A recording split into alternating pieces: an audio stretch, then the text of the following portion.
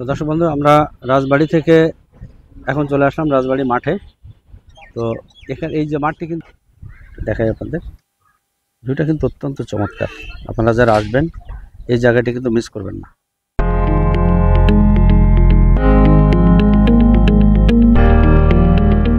আমরা এই রাজবাড়ি গেট থেকে বেরিয়ে, মূল গেট থেকে বেরিয়ে দেখতে পাচ্ছেন এই সেই রাজবাড়ি এলাকা। গেটটা কিন্তু খুব চমৎকার, এই যে বিল্ডিংগুলো এবং যে বাউন্ডারিগুলো খুবই চমৎকার। তো এখান থেকে বেরিয়ে আমরা চলে আসলাম রাজবাড়ি যে মাঠ, আমরা ঢুকছি এখন সে মাঠে। এই যে এ হচ্ছে রাজবাড়ি মাঠ, হ্যাঁ, অনেক বড় মাঠ। তো দর্শক বন্ধু, আমরা রাজবাড়ি থেকে এখন চলে আসলাম রাজবাড়ি মাঠে।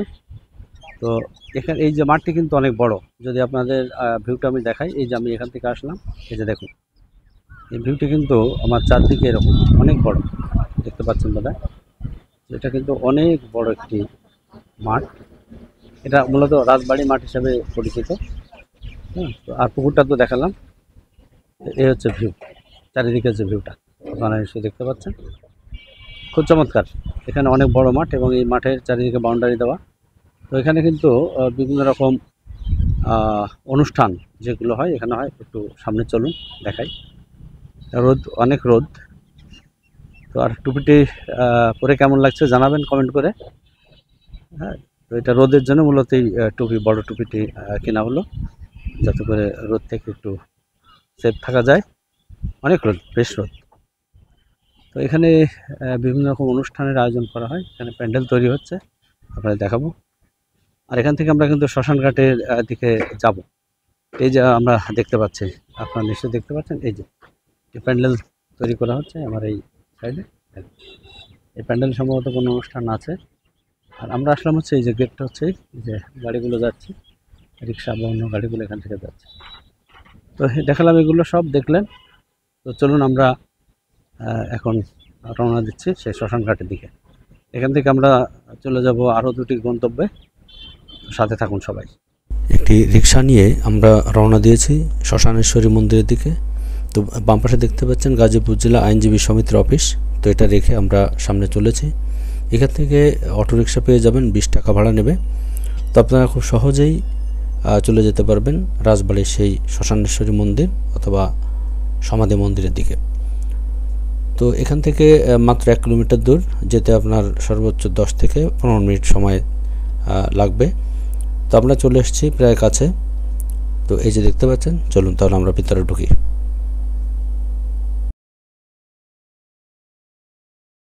তো আমরা এই মুহূর্তে চলে আসলাম সেই রাজবাড়ির শ্মশানঘাট। এই যে যে রাস্তাটি আমরা দেখতে পাচ্ছেন, এই রাস্তা দিয়ে, মূলত এই রাস্তা দিয়ে আসলাম। এই যে ভাইয়ের সাথে আসলাম। ভাই কি নাম? হ্যাঁ, অলিউল্লাহ। তো অলিউল্লাহ ভাইয়ের সাথে আজকে আসলাম। তো ওনার নাম্বারটা আমি দিয়ে দেবো নিয়ে পরে। এইখান থেকে এটা হাইনাল বাজার যাওয়া যায় না কানাইয়া বাজার? এটা কানাইয়া বাজার যাওয়া যায়। আর এইখানে দেখুন, এখানে একটা আমাদের নির্দেশনা আছে, যেখানে কোনো প্রকার দোকান বা কোনো প্রকার স্থাপনা নির্মাণ সম্পূর্ণভাবে নিষিদ্ধ। তাহলে চলুন পাখির চোখে আমরা এই অনিন্দ্য সুন্দর স্থাপনাটি দেখার চেষ্টা করি এবং ইতিহাস জেনে আসি। গাজীপুরের প্রাণকেন্দ্রে অবস্থিত ভাওয়াল শ্মশানেশ্বরী দেশের উল্লেখযোগ্য একটি প্রত্নতাত্ত্বিক স্থাপনা। ভাওয়াল জমিদার পরিবারের সদস্যদের সব সৎকারের জন্য ভাওয়াল রাজবাড়ি থেকে মাত্র 1 কিলোমিটার দূরে চিলাই নদীর দক্ষিণ পাশে ভাওয়াল রাজ শ্মশানেশ্বরী নামের এ সমাধিসৌধ স্থাপন করা হয়। তবে নানামুখী দখলে ও রাষ্ট্রের অযত্ন অবহেলায় সেসব স্মৃতিচিহ্ন আজ বিলীন হওয়ার পথে। ঐতিহাসিক ভাওয়াল পরগনার ভাওয়াল রাজাদের স্মৃতির স্মারক বহন করা রাজ শ্মশানেশ্বরী এখন সম্পূর্ণ অরক্ষিত। সংস্কারের অভাবে রাজ শ্মশানেশ্বরীতে গাছপালা জন্মেছে, ফাটল দেখা দিয়েছে স্থাপনায়। এখানে প্রতিদিন সন্ধ্যায় মাদকের আড্ডা বসত। বর্তমানে এটি থামানোর জন্য প্রতিটি কক্ষে দেওয়া হয়েছে টিনের বেড়া। অথচ প্রত্নতত্ত্ব ও সংরক্ষণ শাখার 106টি সংরক্ষিত ঘোষিত পুরাকীর্তির তালিকায় রয়েছে এই ভাওয়াল শ্মশানেশ্বরীর নাম। সেখানে উল্লেখ করা হয়েছে ভাওয়াল জমিদার জয়দেব নারায়ণের দৌহিত্র লোকনারায়ণ রায় বাংলা 1250 থেকে 1260 সালের মধ্যে গড়ে তোলেন এ ভাওয়াল রাজ শ্মশানেশ্বরী। এর অনিন্দ্য স্থাপত্যশৈল এবং জায়গাটি অত্যন্ত মনোরম এবং দৃষ্টিনন্দন। এখানে যারা আসে আসলে এর নির্মাণশৈলী দেখে মুগ্ধ হন। প্রায় 600 বছর পুরনো ইতিহাস ধারণ করে আছে এই রাজ শ্মশানেশ্বরী জায়গাটি। এখানে অনেকে সমাধি মন্দির বলেন, কারণ এখানে ভাওয়াল রাজাদের পূর্বপুরুষ থেকে শুরু করে বর্তমানে যারা রয়েছেন তাদের অনেকেরই এখানে কিন্তু সমাধি মন্দির বা সমাধি এখানে রয়েছে। আপনারা দেখতে পাচ্ছেন এই স্থাপনাগুলো কিন্তু মুঘল সাম্রাজ্যের বা মুঘলদের যে স্থাপত্য শৈলী সেটা কিন্তু বহন করে। তো রাজ শ্মশানেশ্বরীতে সরেজমিনে দেখা গেল ঐতিহাসিক স্থাপনার মধ্যযুগীয় নানা পুরাকীর্তির নিদর্শন বিভিন্ন জায়গায় ছড়িয়ে ছিটিয়ে আছে। দূর থেকে সৌন্দর্য ভেসে এলেও কাছে গিয়ে দেখা যায় জরাজীর্ণ এবং ভগ্নপ্রায়। খসে পড়েছে পলেস্তারা, দেখা দিয়েছে ফাটল, পুরা মন্দির দখলে নিয়েছে হরেক রকমের সরীসৃপ। ভেতরের অংশে 4-5টি ভাগ রয়েছে। প্রথম ভাগে চারপাশে রয়েছে ঘূর্ণায়মান টানা অলিন্দ। মন্দিরের পেছন কোণে রয়েছে একটি ছোট কামরা। এসব কামরায় আগে প্রবেশ করা গেলেও স্থানীয় যারা মাদকসেবী তাদের কাছ থেকে এটাকে নিরাপদ রাখার জন্য এখন টিন দিয়ে আটকে দেওয়া হয়েছে রুমগুলো। রাজ শ্মশানেশ্বরীতে ভাওয়াল রাজার পরিবারের মৃত সদস্যদের নামে নামফলক এবং সৌধ ছাড়াও শ্মশান চত্বরে মোগল স্থাপত্য শৈলীতে নির্মিত 7 গম্বুজ বিশিষ্ট একটি সমাধিস্থল আছে, আপনারা যেটা এখানে দেখতে পাচ্ছেন। কিন্তু এখানে এর কোনো নির্মাণকাল লেখা নেই এবং এখানে কোনো নেই নামফলক। তো এখানে শুধুমাত্র প্রত্নতত্ত্ব অধিদপ্তরের সতর্কীকরণ সাইনবোর্ড রয়েছে, কিন্তু এখানে কোনো সময়কাল উল্লেখ নেই। রাজ শ্মশান মন্দিরের যুগ্ম সাধারণ সম্পাদক শ্যামল কুমার বলেন, 18 বিঘা জমি নিয়ে এই রাজ শ্মশানেশ্বরী। এখানে মোট 15 থেকে 16টি পরিবার বসবাস করে। ভাওয়াল এস্টেট থেকে ইজারা নিয়ে 11টি পরিবার এখানে বসবাস করছে। মূলত এরাই এখানে থাকার বৈধতা রাখে। তো আমরা দাবি জানাবো এই স্থাপনাটি যেন সংরক্ষণ করা হয় এবং এটাকে রক্ষা করার জন্য সমস্ত ব্যবস্থা সরকার গ্রহণ করেন।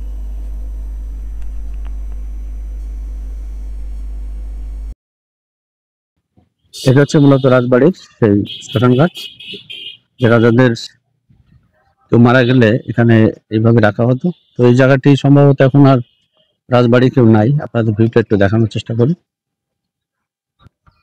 তো এখানে সম্ভবত একটি মন্দির, আমরা একটু দেখার চেষ্টা করি। এখানে এখানে মন্দির, কিন্তু মন্দিরে এখন আর কিছু নাই। সম্ভবত দুর্গা পূজা বা যে কোনো পূজা হলে সম্ভবত এখানে হয়। এই যে দেখতে পাচ্ছেন ভেতরের দৃশ্যটি। এই যে আমরা আসলাম, চলুন একটু সামনে যাই। তো এখানে একটা তালিকা দেওয়া আছে যে যারা যারা এই পূজা কমিটির সদস্য, সম্ভবত ওনাদের একটা বিশাল তালিকা দেখলাম। আচ্ছা, তো এখান থেকে একটু সামনে গেলেই এই যে খুব নান্দনিক চমৎকার গম্বুজ, মন্দিরের গম্বুজ আমরা দেখতে পাচ্ছি। পেছনে দিকটা আমরা দেখানোর চেষ্টা করবো। এই যে দেখুন, তো এটি হচ্ছে মূলত মন্দির। মন্দিরটা কিন্তু খুবই নান্দনিক, দেখতে পাচ্ছেন সম্ভবত। দেখুন, তো এই মন্দির থেকে একটু সামনে গেলে বাম দিকে কিন্তু আরো মন্দির আছে, বিভিন্ন গম্বুজ বিশিষ্ট। এবং এটা হচ্ছে স্মৃতি স্মারক, যে যারা যারা পরে বলছি বাবা। তো এখানে এই যে এখানে এই যে গম্বুজগুলো আমরা দেখতে পাচ্ছি ওই মন্দিরটা থেকে, আর আমরা কিন্তু আসছি এই যে দেখাছিলাম এখান থেকেই, দেখতে পাচ্ছেন। আচ্ছা, এই তো এই আরেকটি মন্দির এখানে আমি একটু দেখার চেষ্টা করি। এখানে খড়গোটা রাখা আছে কেন জানি না। এখানে কি একটা লেখা আছে, শুধু শুধু কালীমার মন্দির বা এরকম দেখতে পাচ্ছি। এই আর একটু দেখানোর চেষ্টা করে লম্বা করে।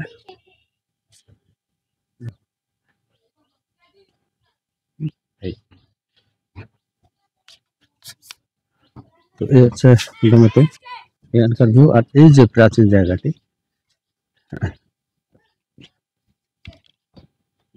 তো এই জায়গাটি কিন্তু অত্যন্ত সুন্দর, আপনার আসলে ভালো লাগবে।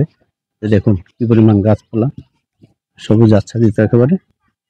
আর এই হচ্ছে সে আমরা যেখানে দাঁড়িয়ে আছি, এই হচ্ছে সেই মন্দিরটি। অনেক বড় চড়া, অনেক বড়।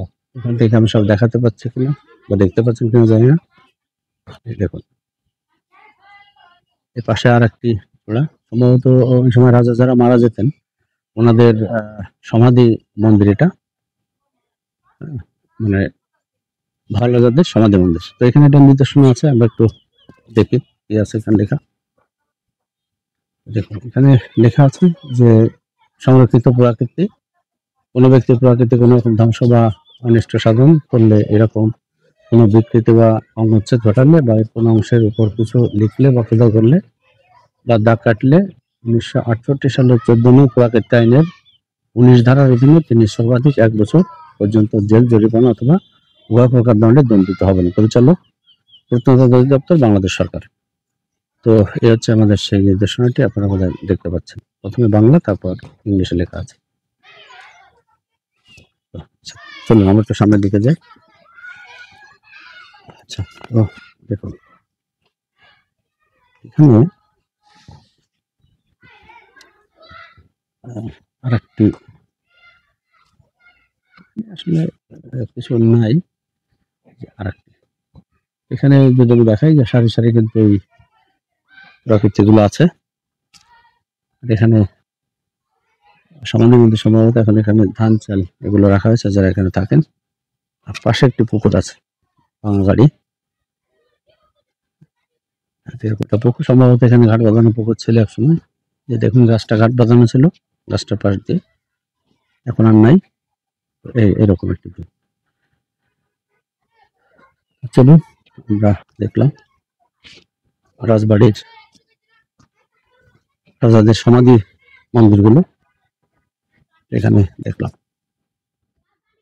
তো এইখানে আস্তে আস্তে এই যে অনেকের সাথে দেখা হয়ে গেল, সুন্দর। তো কি নাম তোমার? রাতুল। রাতুর। তোমার নাম? সিয়াম। তোমার নাম? রাহান। তোমার নাম? রাফি। তোমার নাম কি? সুহাদ। তোমার নাম? ফাইম। ফাহিম। তোমার নাম কি? রিফাত। আসো সবাই আসো। তো তোমরা এখানে দাঁড়াও। ক্যাপ্টেন কে? ক্যাপ্টেন। এ হচ্ছে ক্যাপ্টেন। আর তোমার নাম কি? জানাতে পেতে রোজা। দাঁড়াও দাঁড়াও, রোজা দাঁড়াও, সমস্যা নাই। আচ্ছা, তো তোমরা কি সবসময় খেলো? সবাই কি বন্ধু? আচ্ছা, তো অনেক ভালো লাগলো। আমি একসময় তোমাদের মতো খেলতাম, এখন বড় হয়ে গেছে। তো সবাই স্কুল বন্ধ, তাই তো? সবাই স্কুল বন্ধ। তো তোমরা সবাই বন্ধু? সবাই বাড়ি কি এক জায়গায় নাকি বিভিন্ন জায়গায়? লাশ পড়ে যেখানে, এটা শ্মশান, তাই তো? এই যে শ্মশান ঘাট, এটা আসলে এখানে লাশ পোড়ায়। আচ্ছা, তো আমার এটা জানা ছিল না। তাহলে এটা যে পুকুর পাড় গেলাম ওটা শ্মশান ঘাট। আচ্ছা, তো আমি সবাই ভালো থাকবো। আর আমার চ্যানেল নাম হচ্ছে পথে পথে সবার সাথে। তো আমি এখন এই সমাধি মন্দির থেকে চলে যাচ্ছি আর একটি জায়গার উদ্দেশ্যে। আপনারা দেখতে পাচ্ছেন আমার পেছনে সেই সমাধি মন্দিরগুলো, দেখাই আপনাদের। ভিউটা কিন্তু অত্যন্ত চমৎকার। আপনারা যারা আসবেন এই জায়গাটি কিন্তু মিস করবেন না। দেখুন এত সুন্দর, চমৎকার। আর আমি সেই মন্দিরটার সামনে দাঁড়িয়ে আছি, আর ওই যে পিছনে, আমার পিছনে কিন্তু সেই সমাধি মন্দিরের গম্বুজগুলো এই যে দেখতে পাচ্ছেন। তো চলুন এখন আমরা রওনা দিচ্ছি আরেকটি স্পটের দিকে। সাথে আজকের ব্লগটি এখানে শেষ করছি। ব্লগটি কেমন হলো জানাবেন, আর আমাদের চ্যানেলটি অবশ্যই সাবস্ক্রাইব করে রাখবেন। বেল বাটনটি কিন্তু অবশ্যই প্রেস করবেন, তাতে করে যে কোনো ভিডিও দেওয়ার সাথে সাথে আপনারা কিন্তু নোটিফিকেশন পেয়ে যাবেন। তো সবাই ভালো থাকবেন, সুস্থ থাকবেন, পথে পথে সবার সাথে চ্যানেলের সাথে থাকবেন। সবাইকে ধন্যবাদ।